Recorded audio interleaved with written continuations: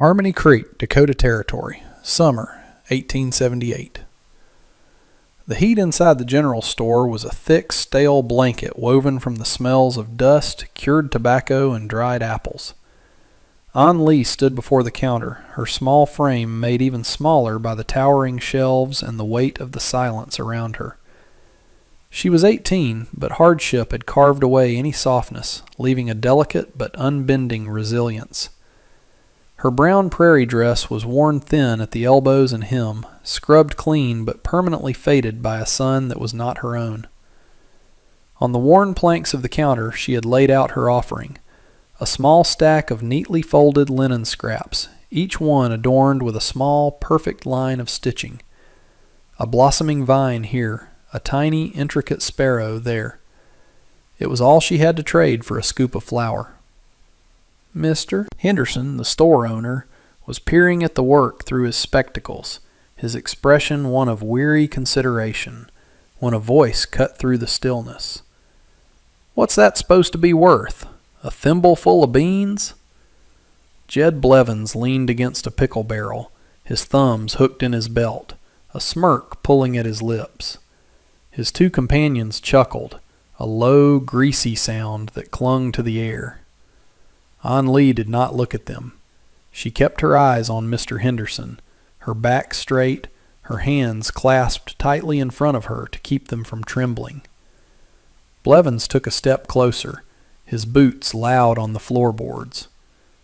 "Too small to be of any use," he said, the words a casual dismissal of her entire being. He nudged the stack of linens with the toe of his boot, scattering them. "Can't haul water? Can't plow a field. What good is a sparrow when you need an ox?"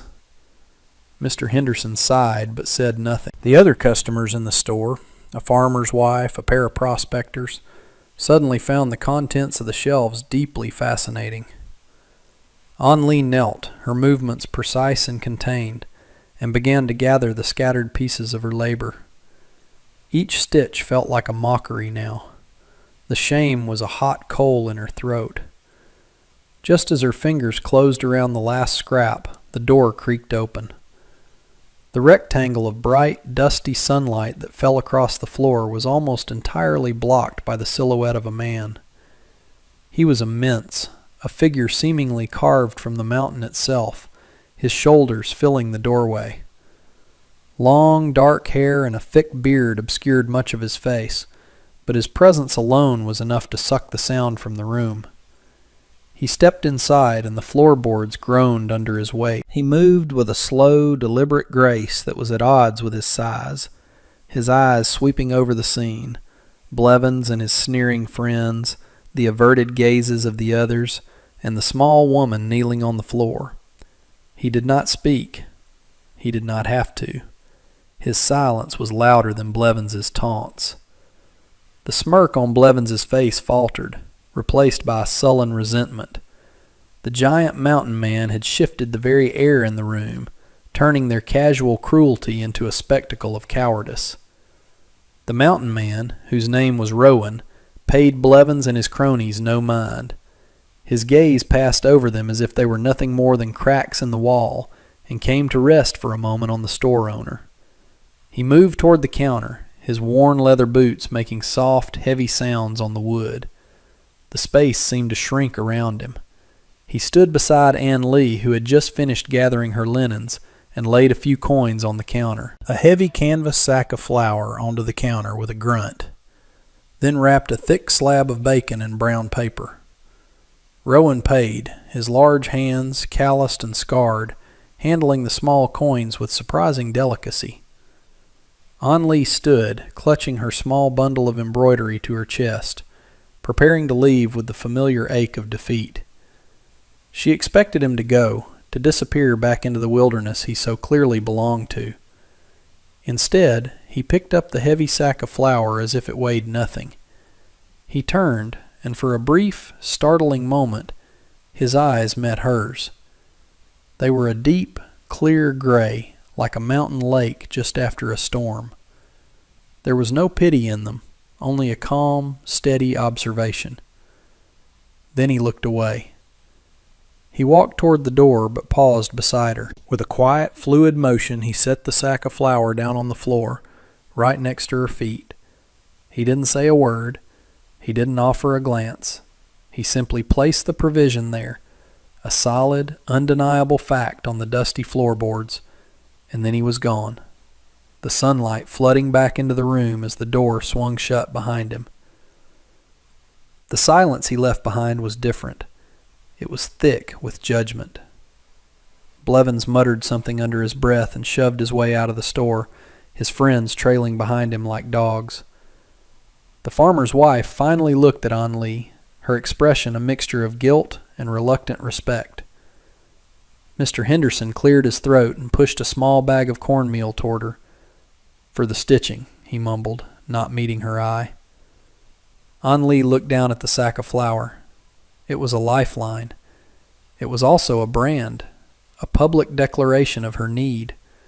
Her pride, the thin, sharp thing that had kept her upright for so long, screamed at her to leave it. But her stomach, hollow and aching, knew better.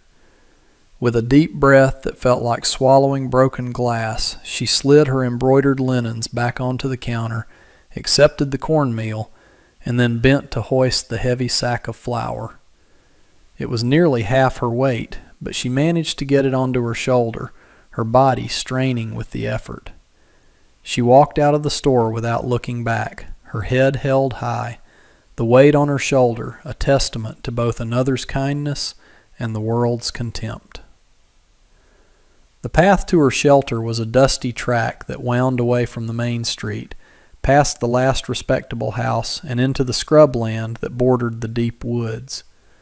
Her home was a lean-to, a pathetic structure of scavenged planks, rusted tin, and a tattered piece of canvas that did little to keep out the wind and less to keep out the rain.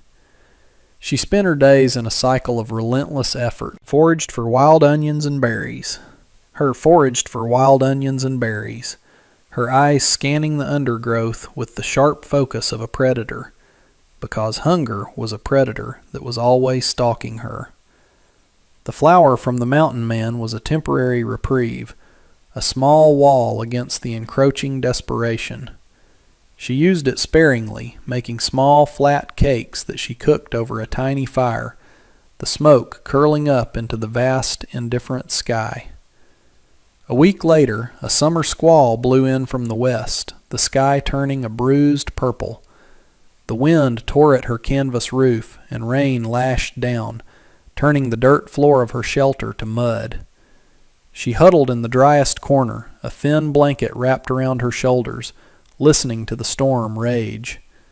It felt personal, as if the world itself was trying to scrub her from the landscape. She shivered, not just from the cold, but from a loneliness so profound it felt like a physical ache in her bones. The storm passed by morning, leaving behind a clean, washed world and a profound sense of exhaustion. As she stepped out into the damp, sunlit air, she saw it. Sitting on the flat rock she used as a doorstep was a basket. It was not a store-bought thing, but woven from willow branches, tight and sturdy, its handle smooth to the touch. Inside, nestled on a bed of dry moss, was a parcel of dried venison, a small cloth bag of cornmeal, and a clay jar filled with golden honey. Tucked securely into the woven handle was a single, perfect hawk feather, its edges sharp and brown, its center a slash of white. It was a message without words. Provision, strength, a silent watching. She knew, with a certainty that settled deep in her chest, who had left it. She ran her fingers over the smooth texture of the feather, a wild and beautiful thing. She looked toward the mountains that rose up behind her small clearing, their peaks shrouded in morning mist. He was out there, a man who spoke in actions, whose kindness was as practical and unadorned as the wilderness he called home. For the first time in a very long time, An Lee felt something other than the grim determination to survive. It was a fragile, unfamiliar warmth spreading through her. It was hope. She saw him again 3 days later. She was down at the creek, scrubbing a canvas shirt against a smooth, flat rock, the cold water numbing her hands.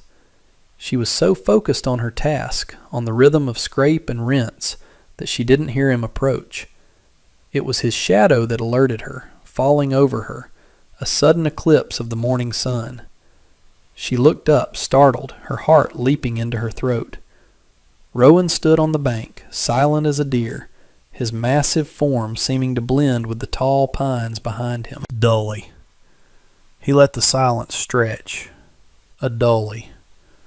He let the silence stretch. A comfortable quiet that was his native language. An Lee rose slowly, wiping her wet hands on her dress, a flicker of apprehension mixing with the gratitude she still felt. "The roof will not hold against the autumn rains," he said finally. His voice was not an accusation, but a simple statement of fact, as plain and solid as a stone. He gestured with his chin toward the mountains.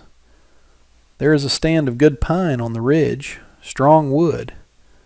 He looked at her then, his gray eyes direct and serious. He wasn't offering to do it for her.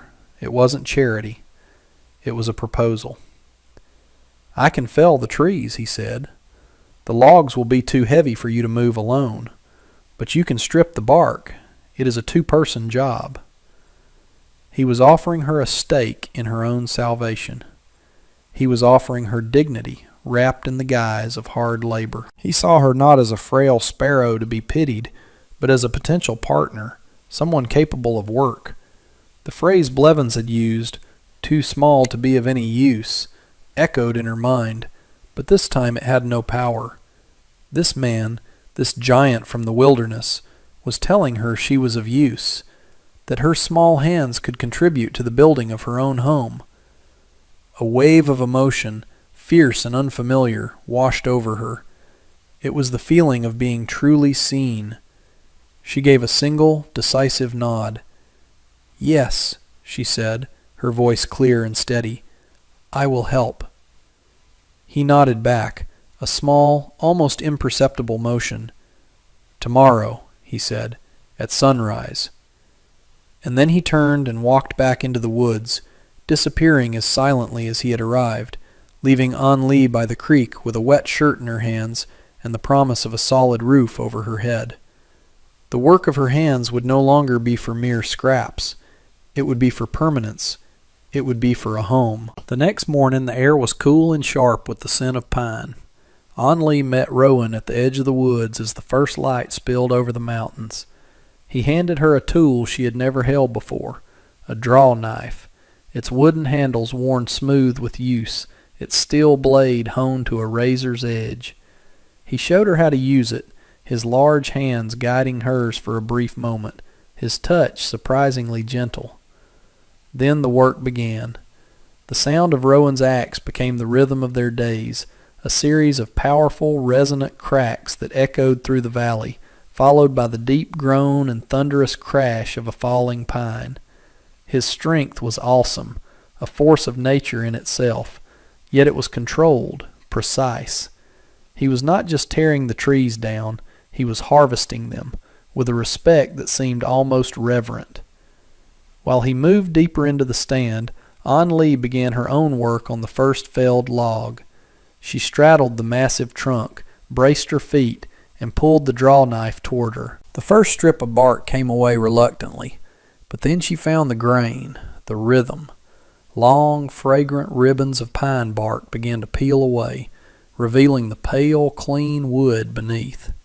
The scent was intoxicating, a clean, wild perfume that filled her lungs. The labor was grueling. Her shoulders ached, her palms blistered, but there was a deep satisfaction in it. This was not the demeaning work of washing another's dirt away. This was creation. This was the building of her future.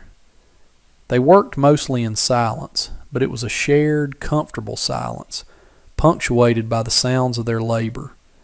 A language grew between them, made of small gestures. He would stop, wipe his brow, and offer her his canteen without a word. She would have a pile of bark neatly stacked for kindling when he returned from felling another tree. One afternoon, as she struggled to roll a smaller log into place, he came over. Instead of just doing it for her, he showed her how to use a rock as a fulcrum and a sturdy branch as a lever. "The mountain teaches you," he said, his voice a low rumble. "Use its weight against itself." She succeeded, the log rolling into place with a satisfying thud. She looked up at him, a small, triumphant smile on her face. A corresponding warmth flickered in his gray eyes. "You move fast," he commented, watching her flit around the logs, "like a little sparrow in the branches." The name, which had been an insult from Blevins, felt different from him. It was an observation, a gentle tease that held no malice. "A sparrow can build a nest," she replied, her voice soft but firm. He grunted, a sound that might have been a laugh. In those long, sun-drenched days of sweat and sawdust, a bond was forged between them, stronger than any nail, more durable than any rope. It was a trust built of shared effort and mutual respect. The cabin began to take shape, rising from the earth log by slow log. The walls were halfway up, a skeleton of a home, a testament to their shared labor that was visible from the main track into town. It did not go unnoticed. One afternoon, the rhythmic sounds of their work were interrupted by the thud of horse hooves. Jed Blevins and his two friends sat on their horses at the edge of the clearing, their expressions a mixture of disbelief and contempt. "Well, look at this," Blevins called out, his voice dripping with sarcasm. "Building a little nest for the mountain beast, are we?" Rowan, who was notching a log, did not stop his work. He continued to swing his hammer, the blows precise and steady. An Lee froze, the draw knife in her hand suddenly feeling heavy and useless. The old shame, the feeling of being small and exposed, washed over her. "What's he promised you, girl?" Blevins went on, his eyes ugly. "A warm place to sleep through the winter?" His friend snickered. "Heard he lives like an animal up there. You'll fit right in." Rowan set down his hammer and turned slowly. He didn't say a word, just fixed Blevins with that flat, gray stare. It was enough to make Blevins' horse shift uneasily. Frustrated at being ignored, Blevins dismounted. With a deliberate, swaggering kick, he sent a stack of neatly peeled logs tumbling down the slight incline.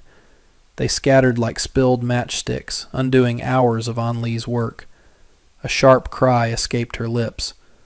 That was when Rowan moved. He crossed the clearing in 3 long strides, his size seeming to double. He didn't raise his voice. He didn't have to.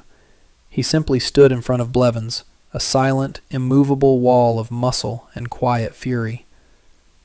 "Pick them up," he said, his voice dangerously low. Blevins paled, but his pride wouldn't let him back down completely. "Or what? You'll growl at me?" The sound of another horse arriving made them all turn. It was, Blevins saw his chance.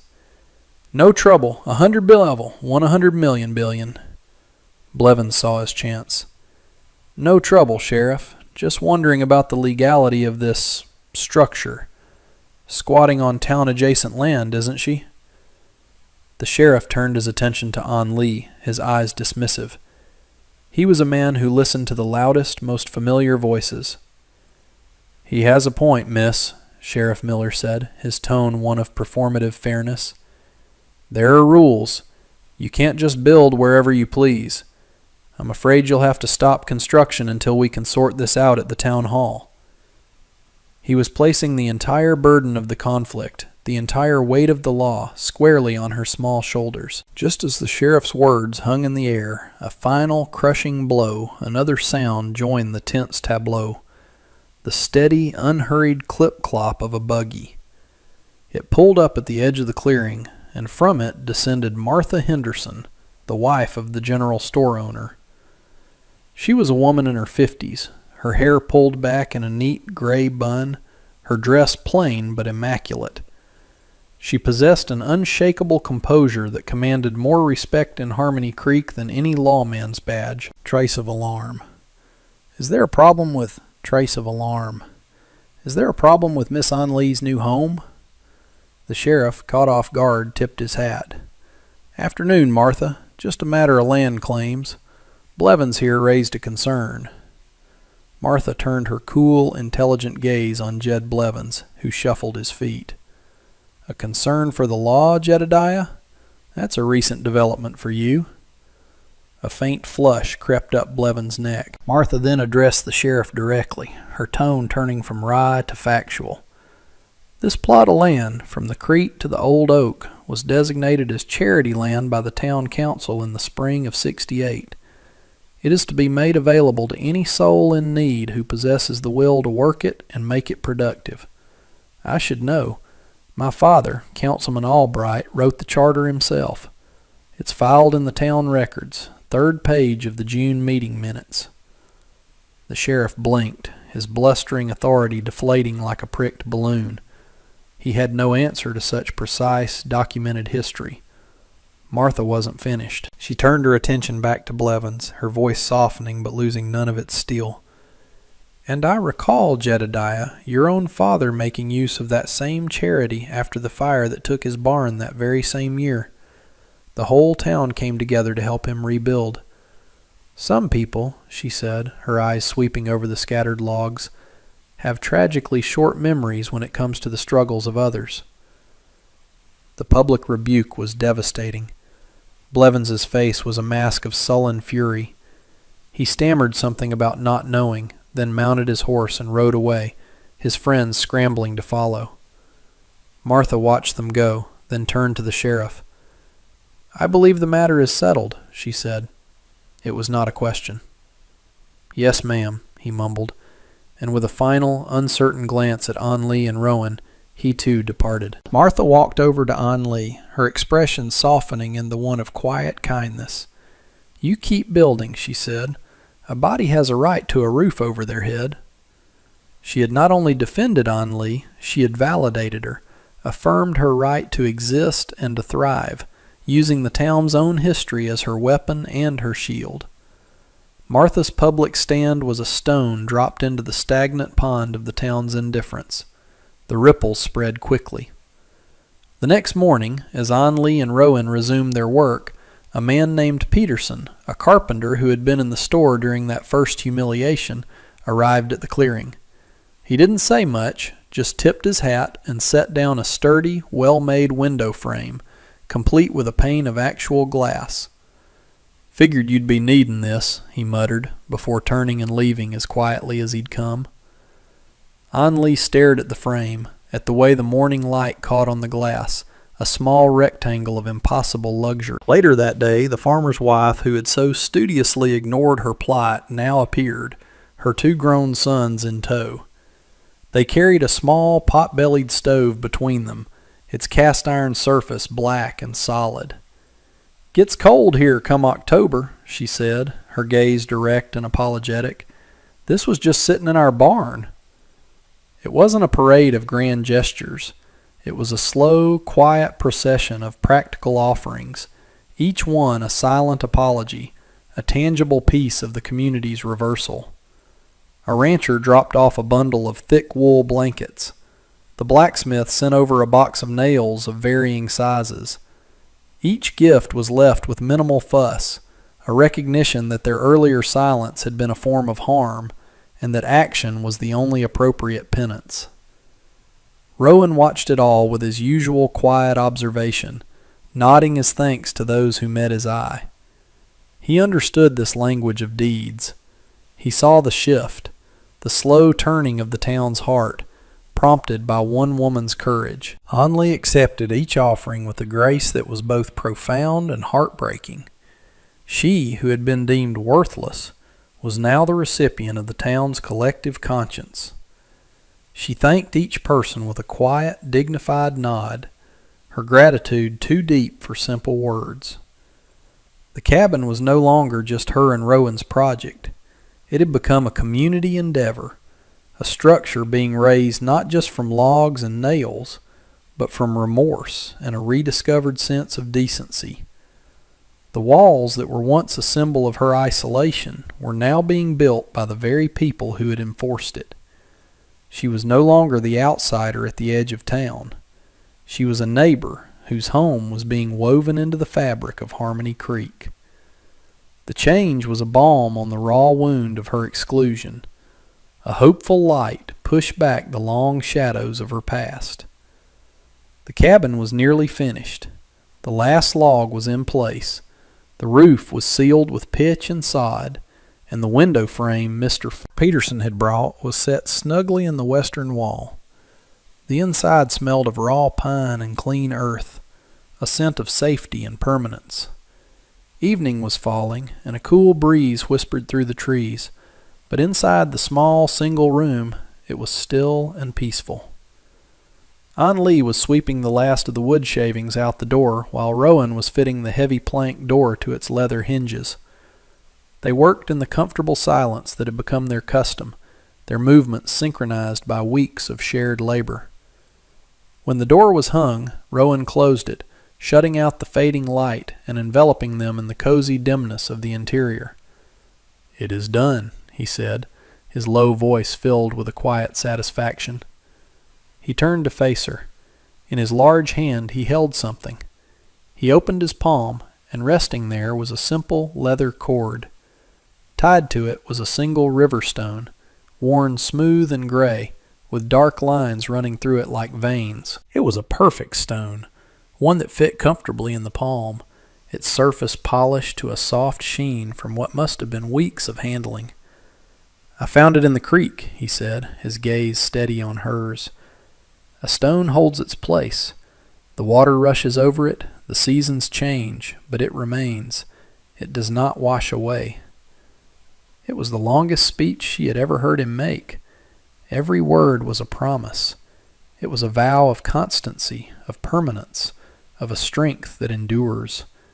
He was not just giving her a stone, he was telling her he would be her stone. He held it out to her. She reached out, her small fingers brushing against his calloused palm as she took the cord. The stone was still warm from his touch. She looked up at him, her heart a wild, fluttering thing in her chest. The space between them felt charged, filled with all the words they had never spoken, all the understanding that had passed between them in shared glances and silent acts of care. He was so large, a mountain of a man, but in his eyes she saw a gentleness that made her feel utterly safe. He lowered his head slowly, his movement deliberate, giving her every chance to turn away. He was asking permission with his eyes, with the careful hesitation of his body. An Lee did not turn away. She lifted her chin, a small, clear gesture of acceptance. His lips met hers. The kiss was not passionate or demanding. It was gentle, firm, and deeply reverent, a quiet confirmation of the home they had built and the bond they had forged. It tasted of pine smoke and wild honesty. When he pulled back, he rested his forehead against hers, his breath warm on her skin. She closed her eyes, the smooth, solid weight of the stone in her hand a grounding presence. It was a commitment, sealed not with a ring, but with something far more elemental and true. The first autumn chill had settled over the valley, painting the aspen leaves in strokes of brilliant gold. A thin curl of smoke rose from the stone chimney of the small, solid cabin, a beacon of warmth against the crisp blue sky. Inside, the world was contained in a single, peaceful room. A fire crackled and hissed in the pot-bellied stove, casting a flickering golden light on the smooth pine walls.